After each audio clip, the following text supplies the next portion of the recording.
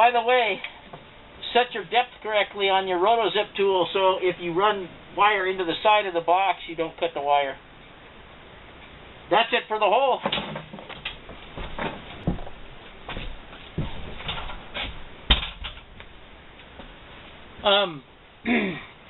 Another thing that most people didn't explain, at least in my eyes, with the exception of some special tools, I use this system against the wall, and you might ask, well, how do you do the next sheet if you're going across the ceiling? What I did is I cut 2 strips.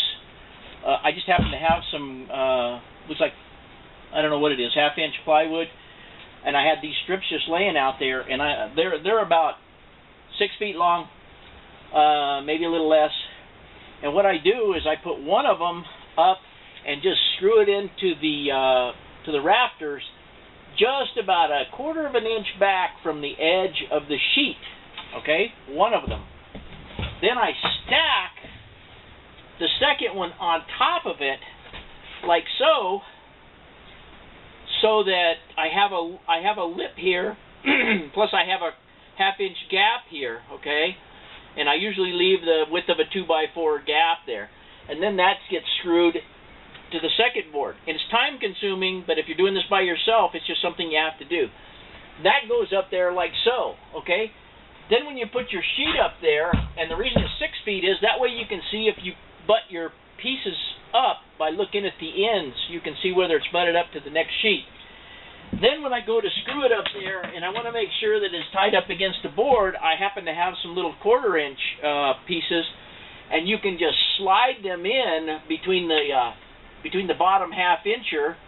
You just run them in between the sheetrock, like so, and slide them in on top of the sheetrock. That lifts the sheetrock up against the rafters, and then you can go ahead and screw that. And you use the same block method on the other end that I used here. Obviously, when you get to the other wall, unless you have a full sheet, you're just going to be using a partial sheet anyways, and there you can usually get them up by yourself. But that's how I do it out here in the middle. It's just a matter of stacking up some short pieces, and of course you'll wind up with a couple extra holes to patch, but to save yourself having to find somebody else to help you do it, it's worth the effort.